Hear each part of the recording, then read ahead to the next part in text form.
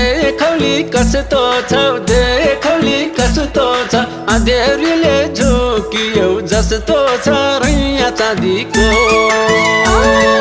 भुल्छे भन्ने ला होला फलकार पानी मिठो हुन्छ र पकार रैया चाँदीको रैया चाँदीको रैया चाँदीको ए रैया चाँदीको रैया चाँदीको म त